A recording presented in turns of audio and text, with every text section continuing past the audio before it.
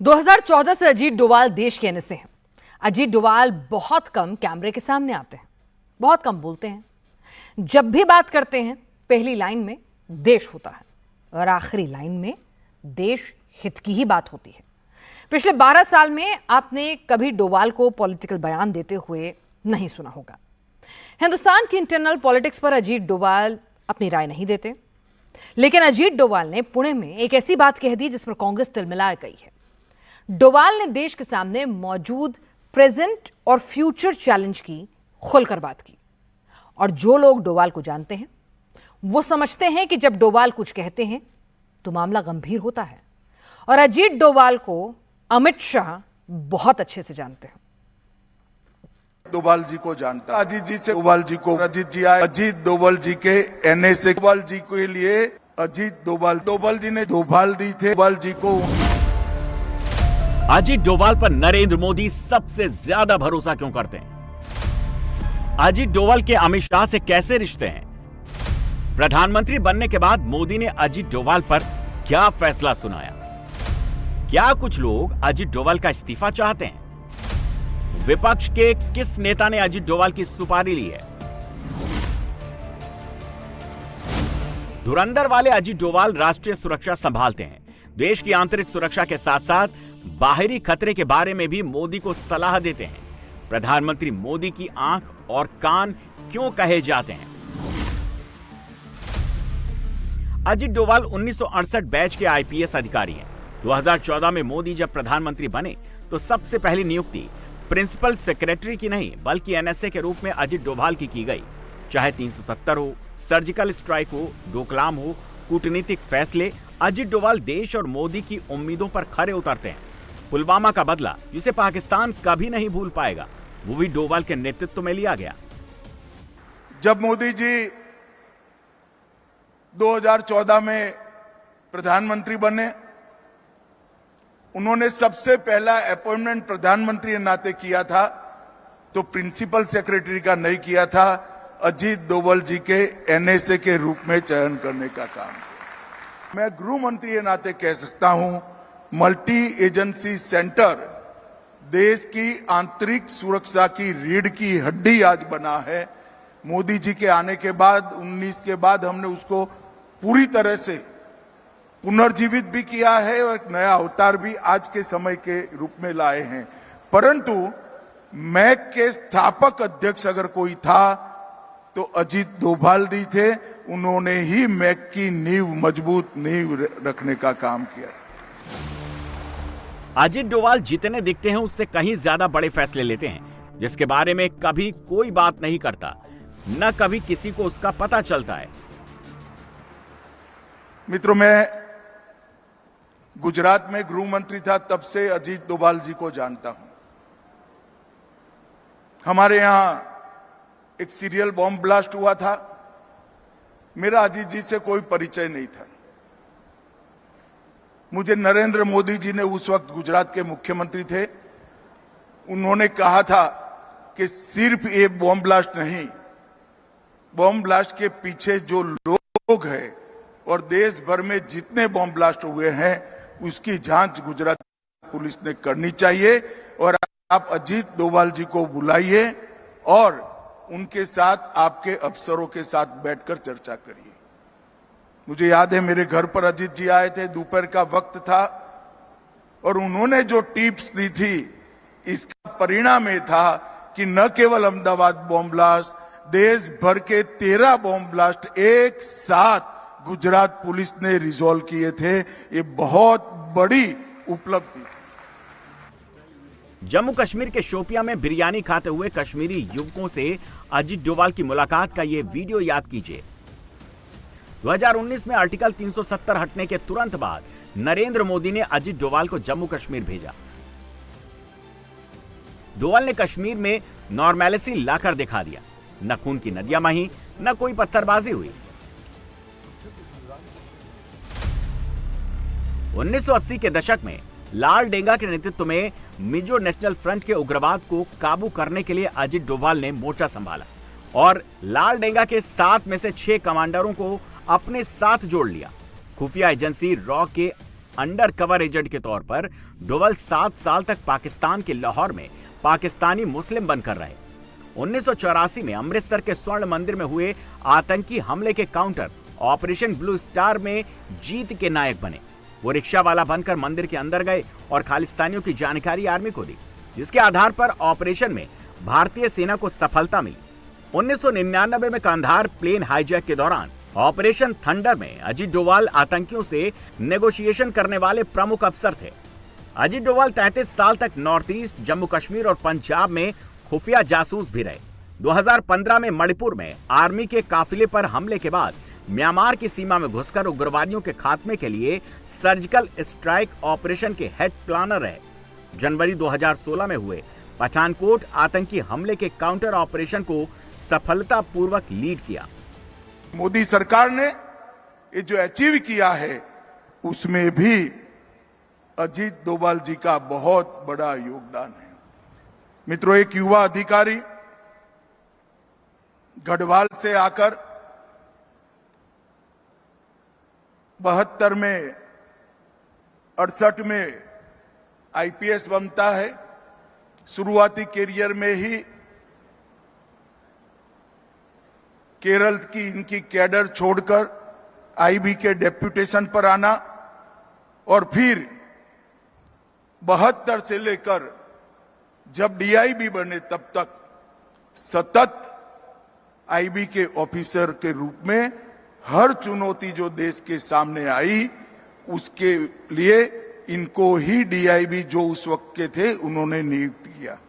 पूर्वोत्तर, सिक्किम, जम्मू कश्मीर, पंजाब, पाकिस्तान में रहकर कई जगह पे इन्होंने एक अद्भुत योगदान देने का काम किया है, जिसका चित्रांकन और जिसका मूल्यांकन संभव ही नहीं। 2014 में नरेंद्र मोदी के प्रधानमंत्री बनने के बाद अजीत डोभाल को भारत का राष्ट्रीय सुरक्षा सलाहकार नियुक्त किया गया। तब से वो लगातार इस पद पर कार्यरत हैं और देश के सबसे लंबे समय तक सेवा देने वाले राष्ट्रीय सुरक्षा सलाहकारों में शामिल हैं। राष्ट्रीय सुरक्षा, आतंकवाद विरोधी नीति, चीन और पाकिस्तान से जुड़े रणनीतिक मामलों, सीमा विवाद और आंतरिक सुरक्षा से जुड़े विवादों पर वो प्रधानमंत्री के सबसे भरोसेमंद सलाहकार माने जाते हैं। विवेकानंद इंटरनेशनल फाउंडेशन के माध्यम से भारत की विदेश नीति, भारत की आंतरिक सुरक्षा और भारत की बाहरी सुरक्षा ये सुनिश्चित करने के लिए लगातार वो अनेक सालों तक काम करेंगे। 2005 से 14 का विवेकानंद इंटरनेशनल फाउंडेशन के अध्यक्ष के रूप में उनका कार्यकाल और वहां पर जो चिंताएं की गई, चर्चाएं की गई, जो निष्कर्ष पर पहुंचा गया, वो निष्कर्ष सारा रिजोल्यूशन में और किताबों में बंद था। मगर 2014 में जब नरेंद्र मोदी जी प्रधानमंत्री बने, अजीत डोभाल जी को उन्होंने एनएसए बनाया और जो भी मंथन हुआ था उसको जमीन पर उतारने का काम कर दिया। अजीत डोभाल जी को हम एनएसए के रूप में जानते हैं, मगर हम नहीं जानते क्योंकि ऐसी चीजों का प्रचार नहीं होता है। मगर आज मौका भी है, दस्तूर भी है। अजीत डोभाल जी देश के सबसे लंबे कार्यकाल तक एनएसए रहने का सम्मान भी श्री अजीत डोभाल को जाता है। और अब धुरंधर वाले अजय सान्याल फिर से नए रोल में हैं। मोदी के धुरंधर जेनजी को सही और गलत का फर्क बता रहे हैं, देशभक्ति का असली मतलब समझा रहे हैं। आजकल के लोग जो अपने राइट्स की बात करते हैं, उनको ये नहीं पता कि इन राइट्स को अगर हम मिसयूज करेंगे तो शायद जिन लोगों ने इन राइट्स के लिए अपना इतना सर्वस्व त्याग किया, उनकी आत्मा को कितना कष्ट पहुंचेगा। भारत अभी वहां नहीं पहुंचा है जहां उसे होना चाहिए। ऐसा लगता है कि शायद हम स्वतंत्र हैं तो हमारे ऊपर सारी जिम्मेदारियां खत्म हो गई हैं। आज भी भारत को बाहर से भी और अंदर से भी बहुत अधिक चुनौतियां हैं। 2004 में मनमोहन सरकार आई। रिटायरमेंट से 8 महीने पहले अजीत डोभाल को आईबी डायरेक्टर बनाया गया। उन्हें सेवा विस्तार नहीं दिया गया। 2005 में वो रिटायर हो गए। रिटायरमेंट के बाद भी डोभाल अंडर कवर ऑपरेशंस में शामिल रहे। जुलाई 2005 में मुंबई पुलिस जब अंडरवर्ल्ड डॉन छोटा राजन के साथ विक्की मल्होत्रा को पकड़ने दिल्ली गई तो उसके साथ कार में अजीत डोभाल भी थे। 2008 में मुख्यमंत्री रहते नरेंद्र मोदी ने अजीत डोभाल को एक यूनिवर्सिटी की शुरुआत करने गुजरात बुलाया। 2009 में गांधीनगर में रक्षा शक्ति यूनिवर्सिटी खोली गई, जहां पुलिस साइंस और इंटरनल सिक्योरिटी की पढ़ाई होती है। डोभाल यूनिवर्सिटी के बोर्ड ऑफ गवर्नर में शामिल थे। कि तम वेदनी किरण का संधान मांगता हूं। तम अंधेरे को कहते हैं, जो तम को वेद सके, जो अंधेरे के से थ्रू मुझे क्या कहते हैं हम लोग उसको, जिसको नाइट विजन जिसे दे सके, तो तम वेदनी किरण का संचार मांगता हूं, जड़ता विनाश को फिर भूचाल मांगता हूं। ये जो जड़ भाव है, जो कि आपको भ्रमित कर देते हैं, आपको उन दिशाओं में ले जाते हैं कि आप अपनी देश की, राष्ट्र की, मानवता की, समाज की जो सही दिशा है उसको छोड़कर आप निजी इंटरेस्ट की दिशा में चले जाते हैं, आप सेक्टेरियन इंटरेस्ट की दिशा में चले जाते हैं, चीप पॉपुलैरिटी में चले जाते हैं। विष का सदा लहू में संचार मांगता हूं, प्यारे स्वदेश के हित अंगार मांगता हूं। तो दिनकर की वो जो ललकार थी कि प्यारे स्वदेश के हित,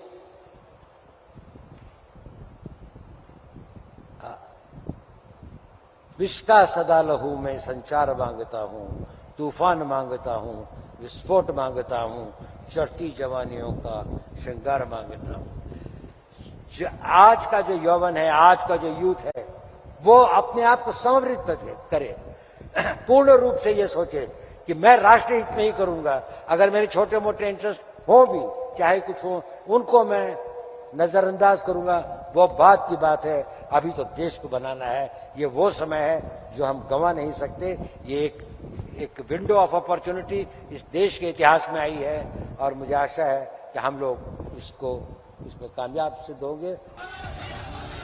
विपक्ष के जंतर मंतर वाले प्रयोग के बाद नरेंद्र मोदी सरकार के सबसे खास चेहरे अब मैदान में। ये जनजी का हाथ थाम कर रखेंगे।